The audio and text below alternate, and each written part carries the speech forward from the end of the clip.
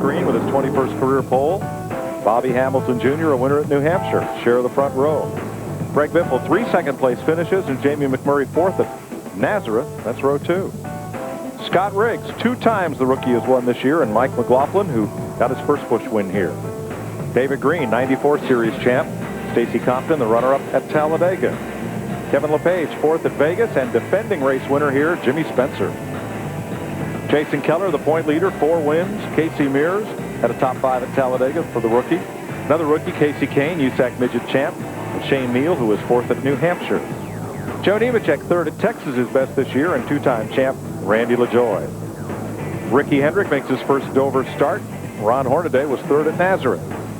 Tony Raines, 4th here in 1999, and Kevin Grubb, 3 top 10s in the last 4 races. Mark Green, his 9th start here, and Jack Sprague.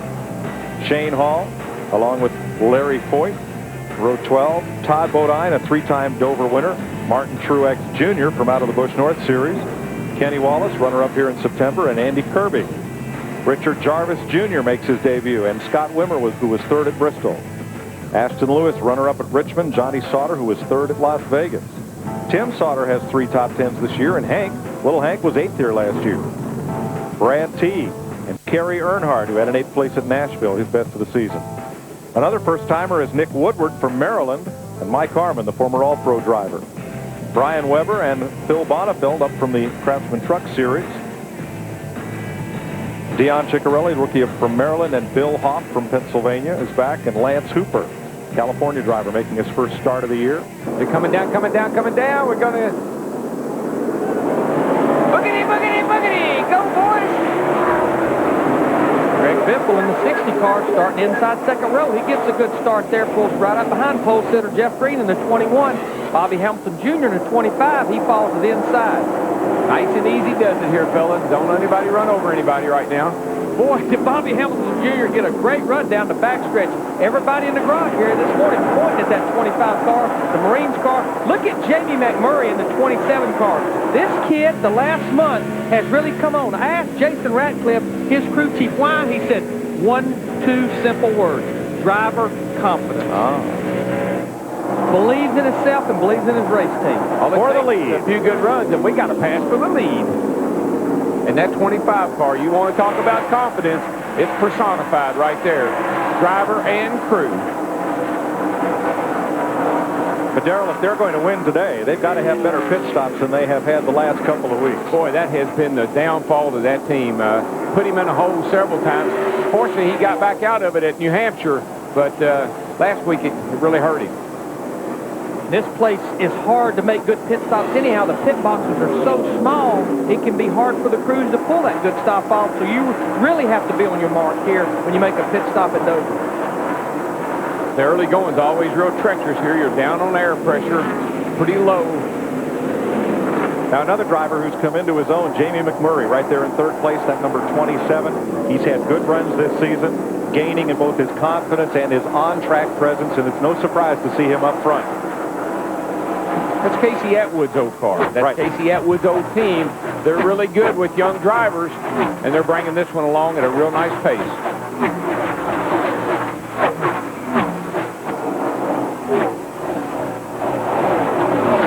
Steve Burns. Hey, Mike, I talked to Bobby Hamilton Jr.'s crew chief, Fred Wanke, this morning, and I said, what have you done to increase the confidence of this young driver? And he said the biggest thing is that they've gotten the race car to handle from the center of the corner off, because when a driver can get those front wheels pointed towards the corner, they can get on the gas faster. And he said he learned that lesson from working with Darrell Walton. He said DW said, boy, don't get me loose. Boy, did you see that, Larry?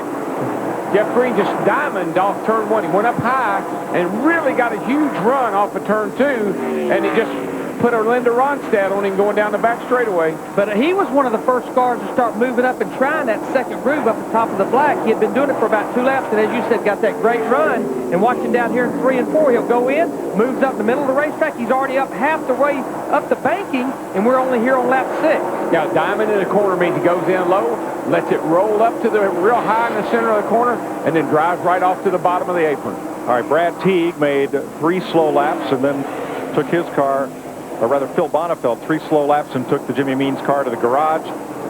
Field killer Bill Hoff is 2 down off the pace, been told to pick it up by NASCAR.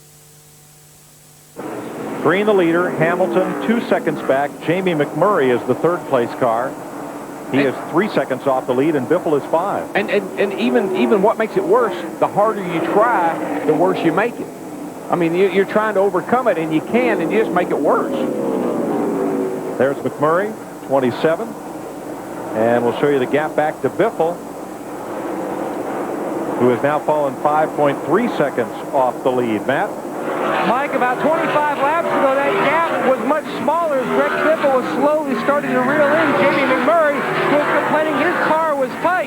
They had a lot of confidence for later in the run, and that's exactly what's happening. Now Biffle's car has gone to the loose side on entry. He's tight in the middle, but the car is not that bad off. We're already talking about what adjustments they're going to make on their first stop, but he is starting to lose some ground to the 27 car.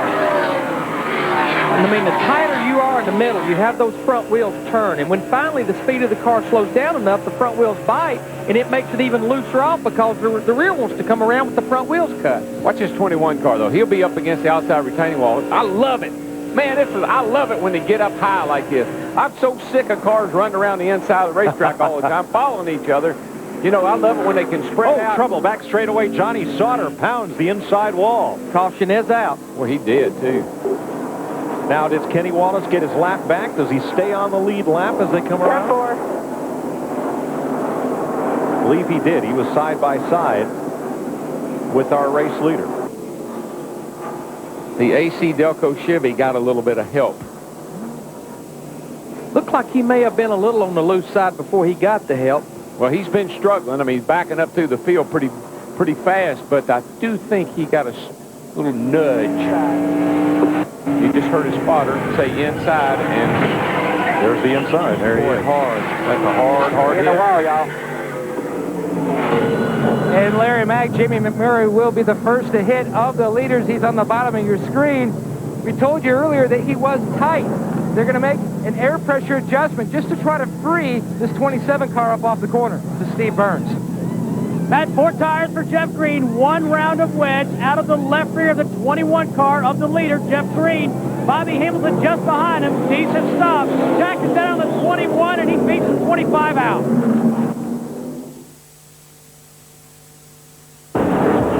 You ready? Green, green, green, green, green.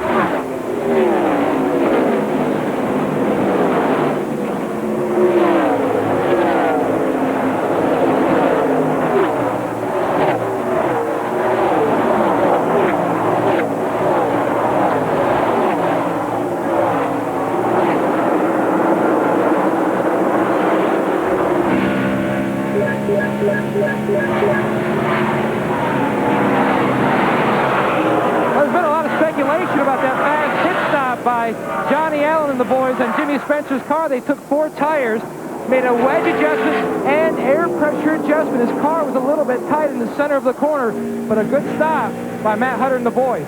That was a good stop. When you go to 5th to 1st, it don't matter if it's Winston Cup or Busch, and you change 4 tires like everybody else, you've had a good stop. Yeah, especially when he's back here, you know, up pit road a little ways, got to deal with traffic and everything else and still beat those guys on the end down there out. That's big. Jeff Green back to the lead, then Spencer, then Greg Biffle. From our Briggs & Stratton cam on board Biffle's number 60. One of the things you really have to watch in the race here is when you start up off the corner here and you're right behind somebody, all that guy in front of you's got to do is pedal just a teeny bit, and you're into the back of him. You're coming off wide open, causes him to maybe push a little. He's got a lift. You run into him, around he goes.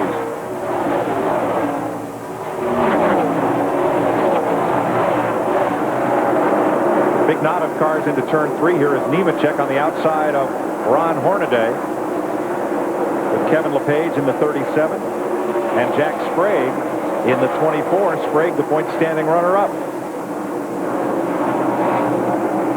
Kevin LePage doing a great job in this 37 car, substituting for the Heelan Jeff Purvis. 6th last week at Coca-Cola weekend. Look at Greg Biffle in that 60 car. Right underneath Jimmy Spencer in the 1 car. I think Jimmy knew Greg had been behind him and was much faster. No sense in pushing the issue, not even hardly a fourth of the way through this race. Yeah, and the good thing about that pit stop, came at a really good time, gave everybody a chance to adjust their cars. I think it really helped Biffle the most, looks like. That adjustment looks like it did not help Jimmy Spencer. Well, I think he was running about 5th or 6th when the caution came out, so that great stop put him out front. He got those 5 bonus points, although he's not racing for points, as he would quickly point out.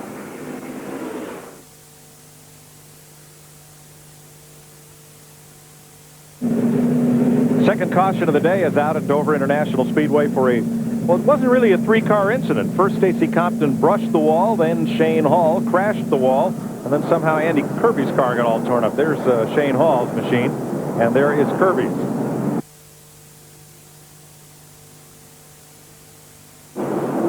Getting set for the restart with 24 cars on the lead lap, 68 laps down after the second caution of the day. And of our lead lap cars that pitted that time, Ashton Lewis Jr., who was actually involved in the crash, Scott Wimmer, who got his lap back, Stacy Compton, who had problems, Mike McLaughlin, Casey Kane, and Tony Raines. Everybody else stayed out. For the lead, Greg Biffle takes it to Jeff Green, and here comes Hamilton. Look at Bobby Hamilton Jr. start working that high side. Yeah, I don't know. You know, Green had that down to perfection. Now he goes to the bottom and gets past. I don't quite understand that. And for second place, Hamilton up high. Green scoots out from under. Oh, buddy, when he come up off the crossover move. Yeah, but he got loose coming up out there, buddy. Back to the high side. Now Bobby Hamilton Jr. in the 25 to the low side. And behind them, McMurray has taken 4th. I think Green was just seeing if his car would work around the bottom. Maybe that's how Biffle got by him. But he found out right quick that wasn't where he needed to be. Here comes Riggs, almost tagged Spencer coming up off turn 2. That was close. You just, like I said, when you come up out of 2 over there, particularly and 4, if you got a pedal, the guy in front of you pedals a little bit, you're right into him before you know it. Well, quick like a bunny, he's got another run on Spencer. And you can get that big run when you dime in the corner. Guy down low, he comes up out a little tight. Got to be careful with that kind of a crossover move.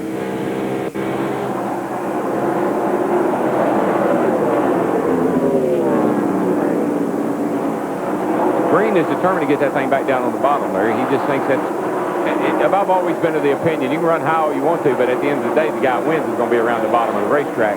I think he knows that. He's probably trying to see what he's got to do to get his car to work down there. Riggs trying it again on Spencer. Underneath him at turn 2. Couldn't quite complete it down there. Couldn't seal the deal. Hard to do, but when you get along beside somebody, the guy on the inside gets loose, slams in the guy on the outside. Here he comes again. Nope. It's wide open, but you just can't stay in the throttle because that guy's out there taking up all the room. I'm going to go tell Finch, you're all clear. So what's his name here? You're all clear. What's his name would be Spencer's spotter. Yes, it would. And Finch is the car owner of that 1 car, and I think he wants to relay the message that I'd like to get by. Spencer takes it up high, this time in 3 and 4. I'll tell you one more time, it's going to park just like he told you at Bristol. They are communicating through the spotters right now. They did touch just a little bit back in turn 4. Through the spotters and the fenders, Darrell. Still outside. Still outside. You're clear. You're all clear. All clear, buddy. Just keep digging. Now the white 56 car, that's Mark Truex Jr. He's actually a lap down, but he's been hanging right with these guys. Boy, he really looks good through the center of the corner, Truex does. He's back in the throttle hard.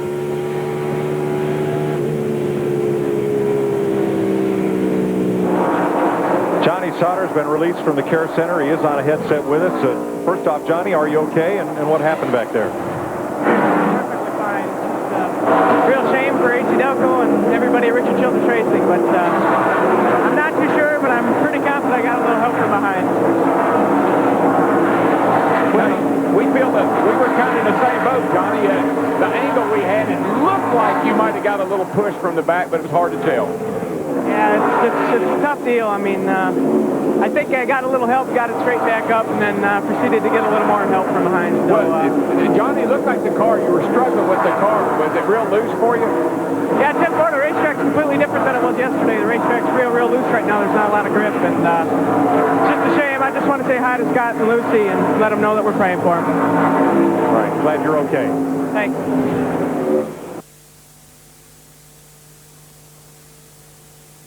Bobby Hamilton Jr. in third place. Jamie McMurray right with him. A bit ago, third and fourth behind Greg Biffle and Jeff Green. Scott Riggs fifth, and Hornaday, Spencer, Sprague, Nemechek, Kevin LePage. Rookie Shane Neal, point leader Jason Keller back in 12th, Randy LaJoie, and Scott Wimmer, who just barely got his lap back on that last caution, and now he's on the move. I'm telling you, though, he has marched his way right back through these guys, and now he's up in 14th place and closing. There's a good battle. Very fast car. And here's another one. Shane Mill back in 11th position, and he qualified 14th. I talked to Jerry Cannon, his crew chief, this morning, and they were the fastest in happy hour yesterday. Right off the bat yesterday morning, as Jason Keller drives underneath him here and gets into the battle for 11th, he said he hit the wall coming off the corner. He says, you know, I think I figured this place out now. You can overdrive this place. But I tell you, Mike, we watched this kid at Loudon a few weeks ago. He is really coming on and maturing in these long races on when to and when not to push the envelope. Yeah, and Jerry McKinney, his crew chief, is a very savvy guy. Been around a long time. He's probably been around as long as Larry and I have, and been on some really good cars. McMurray has passed Hamilton. That's third place. You know, the way this track has favored first-time winners, McMurray would not be all that big a surprise. We're coming up on halfway. Next lap, there's Tony Raines back out with some damage. Steve, what was the problem with Tony Raines? Mike, they don't really know. They pitted. They changed 4 tires. The team has been looking at the wheels, looking at the tires. They can't find a problem. But Raines is just describing it as very loose. We have also heard Jamie McMurray and Scott Riggs describe a similar feeling where they think they have a tire going down, but they don't. They can't find the problem on the 33. Well, I don't know. Normally, you don't put a rag over the center of your wheel there unless there's something that you might not want anybody to notice. Those holes look a little... The ones we could see were round. They look a little unusual. A little ovoid. But Biffle continues to lead. Jack Sprague, number 2 point man, now coming up on Jimmy Spencer. This is for 7th place. Boy, they have really improved that 24 car. He was nowhere near this good before these first couple of cautions. So they have made the right calls, made the right adjustments. Dennis Conner and that whole crowd did a good job on that car. You know, Sprague has not run a Busch race at Dover in 9 years. 1993 was his last time here. He finished 4th, driving for Base Motorsports.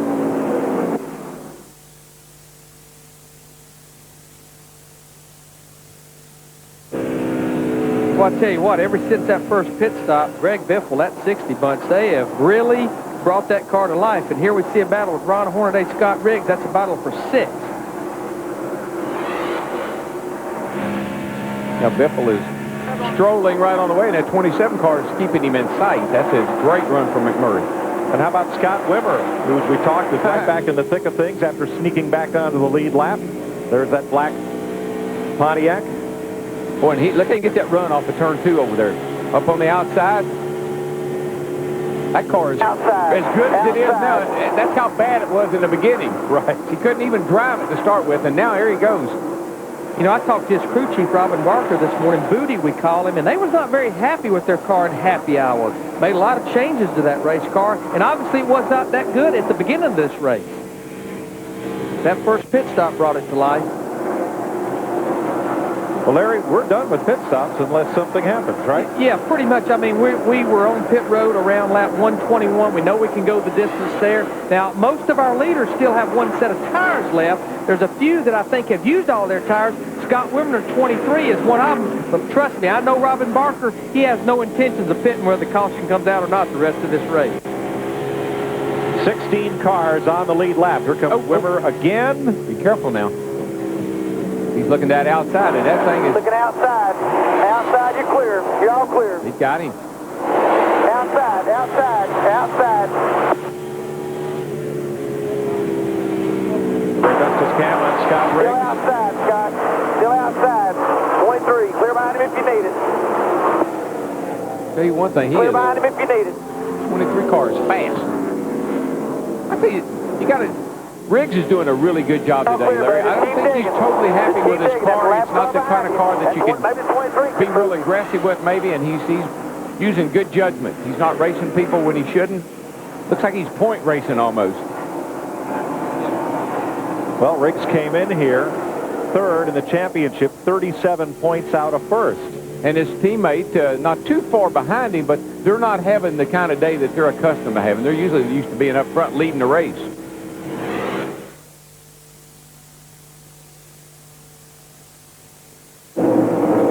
But, you know, Jeff, right now, I believe when experience, this track right now, your tires are wearing down. You're getting close to the end of the race.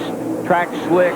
Right now is when you really got to know where to run and what your car's going to do. Yeah, you've got to set them up, Darrell. I think you're exactly right. Jeff is smart enough right there. He didn't want to get on the outside of Jamie. He was going to keep working him. He'll worry him to death, and he'll force him to make a mistake, and he'll get back by him.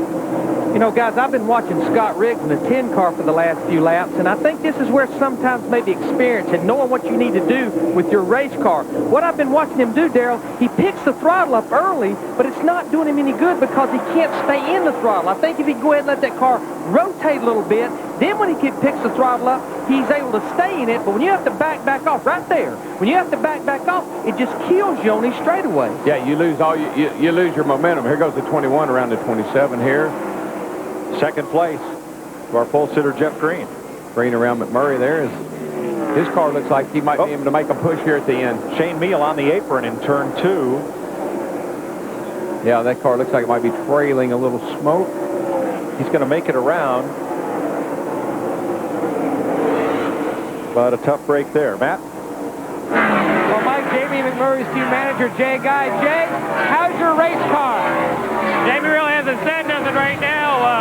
Him and Jason made some adjustments earlier on in the race and made the car a lot better, so just kind of wait and see right now.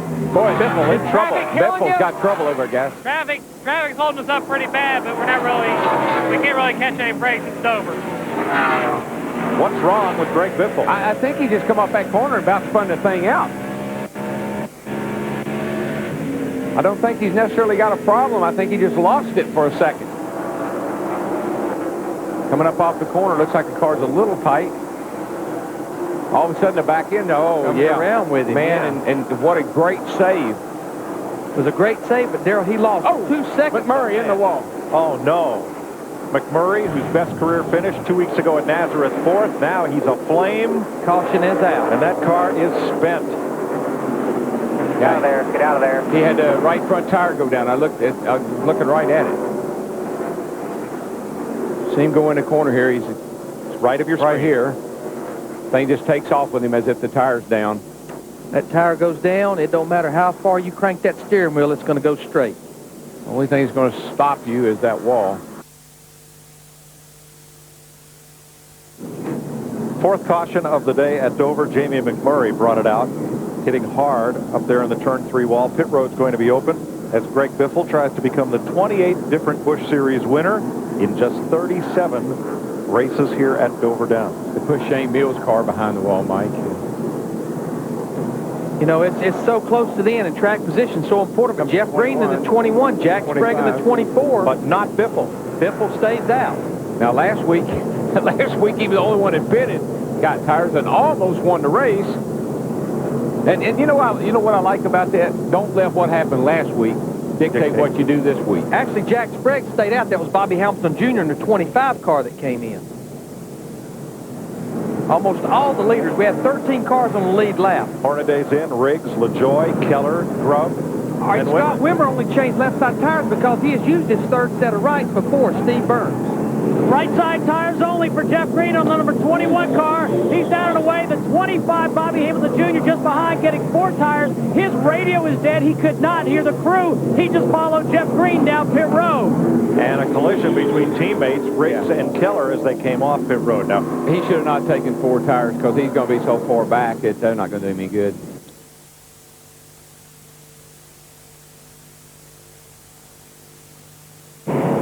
Getting set for the restart, Biffle leading, did not pit. Why not, Matt? Well, Mike, it was basically the driver's decision. They went back and forth between Randy Goss, the crew chief, and Biffle. And he said, Biffle, it's your call. He says, I'm going to stay out. 20 laps to go. We're back under green. Jeff Hammond.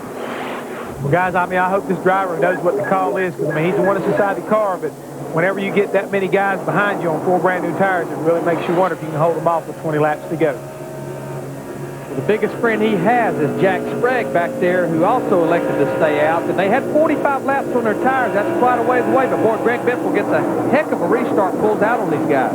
I would have come in and got tires because I figured he wore them out over there off of turn 2 when he was all slideways. All right. But I guess he knows best. He's in the car. He's struggling a little off of 2, but... And the drivers with new tires are mired mid-pack. Yeah, that's the big thing. A lot of traffic to get through. See, the leader's always a sitting duck. If he stays out, everybody comes in. If he comes in, everybody stays out. Jeff Green in the 21. He pulls to the inside of Jack Sprague. This is a battle for second. Remember, Sprague stayed out. Scott Wimmer with those stretched left side. He wants the 3rd position from Jack Sprague. Bam! 98 car bouncing off the fence down in turn 2. Boy, Wimmer gets back to that throttle so hard and able to stay in the gas. In the 23 car. 49 smoking to pit road, rookie Nick Woodward. As we watch this battle for 3rd place, Wimmer is right there. I'm telling you, he jumps in that throttle.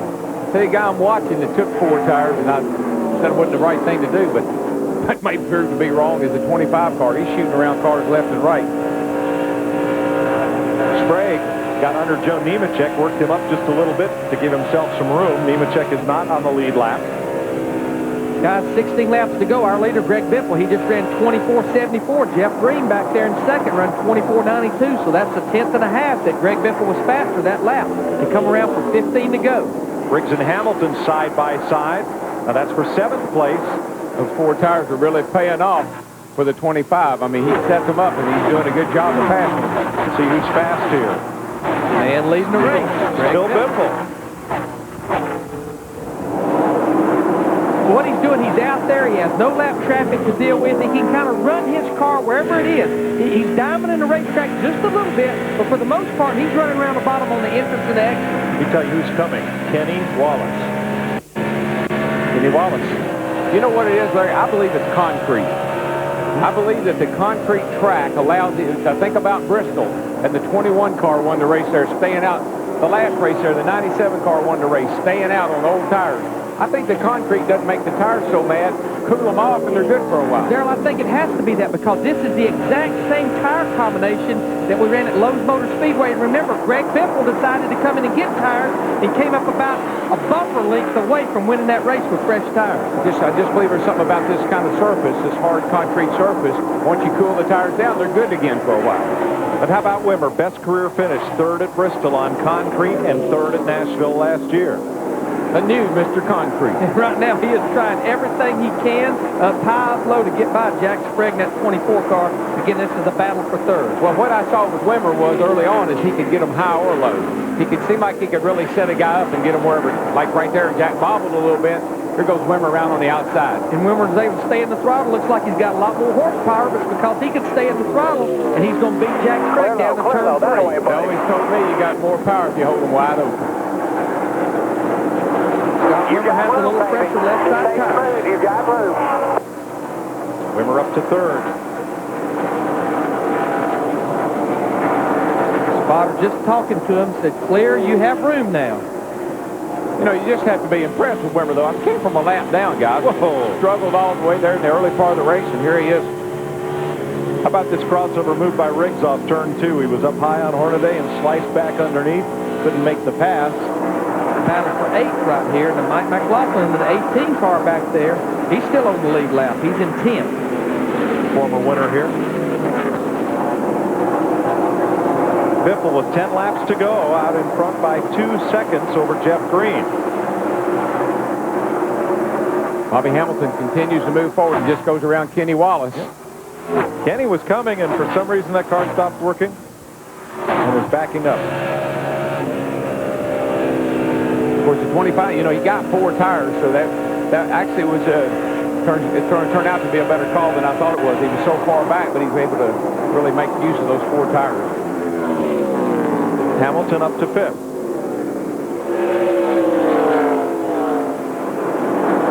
That time, our 2 top cars, Greg Biffle, Jeff Green. Biffle still about a 10th and a half a lap faster. They have 8 to go. Still there. Still there. Scott Wimmer a little quicker, but is going to run out of time. Still there. Here's McLaughlin after Still there. Scott Riggs, and that will change 9th place. Good job. And Scott Riggs' car is just not near as good as it was a little bit earlier. I mean, he's not been totally on the mark today, but it was definitely better in the middle part of the race. Haven't been able to make the right adjustment today, it seemed like. Didn't have enough adjustability built into her today. Greg Biffle, 3 seconds and a third this year, but has not yet won. He has 5 wins in his rookie season. Only took him 10 starts to win his first race in this series, but now it's been 15 races since he's been back to victory. Trouble down here. It's hard going around. Keller and Parker. That's our points leader, Hank Parker Jr. in the 36 car. Caution is out.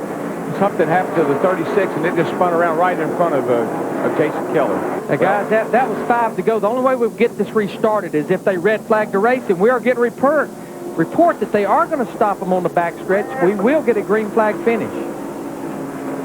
Jason Keller, Hank Parker Jr. rolls his car down off the banking. It looked like the 36, Mike, just all of a sudden just spun around. It almost looked like something happened to his car, but I can't. Good bit of damage to Parker's car. Let's have a look at it. Here's the 36, drives off in the corner. Right about here, she just comes around with him. Jason, nowhere to go. Poor old Jason, he was just going around him on the outside. Got caught up. And the cheers you hear from the crowd are because the cars are being stopped on the backstretch to try to finish this race under green. Onboard Keller. All happened so fast. Keep it up, everybody. You okay?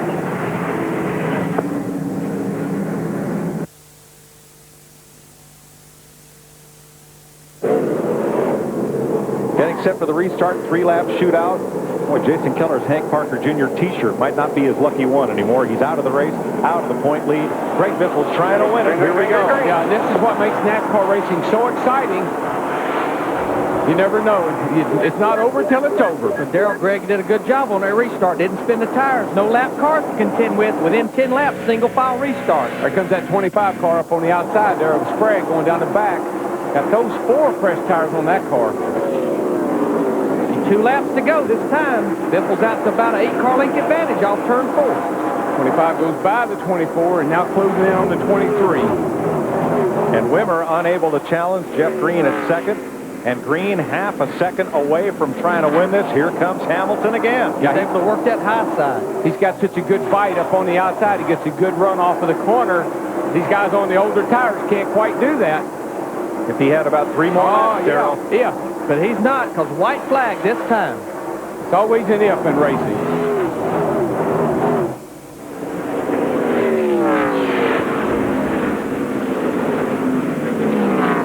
Greg Biffle smooth off a 2. The gap does not change between he and pole sitter Jeff Green. Big knot of cars racing for about 7th place. But Biffle's going to get his 6th career win, all on super speedways. Greg Biffle, Jeff Green, Bobby Hamilton, Scott Wimmer, Jack Sprague, the top 5. Sprague is the series new point leader. Another good run for Ron Hornaday Jr. finishes 6th in that 26 car. Kenny Wallace 7th, Mike McLaughlin, Randy LaJoy, Kevin Grubb, and Scott Riggs, 11 cars on the lead lap. What a great welcome back present for Jack Roush, the cat and a half. How about that? Just to go to victory circle. And Biffle is the 28th different winner in 37 Busch races at Dover. And what I liked about Biffle was, we were talking just a little bit before the end of the race there, knowing your car. He didn't need tires. No, I don't need to come to pit road. He made the call. 2nd at Rockingham, 2nd at Darlington, 2nd at Charlotte, 3rd at Richmond, and now his first win of the year. He knows how to do it. That concrete makes it easy to do it, don't it? Yeah, but that banking, I tell you, I would have afraid you'd slide down there and get into that inside wall, but man, cat's got some car control. But Darrell, he knew he needed tires last week. He knew he didn't need them this week. It's a great call. What a great burnout. I'm telling you. Holy cow. I bet he's forgot about being hot. Welcome to our MBNA Platinum 200 post-race show where Greg Biffle has scored his first win of the season and moves up to 5th from 6th in the point standing. Look down through the top 20, only 11 of whom were on the lead lap.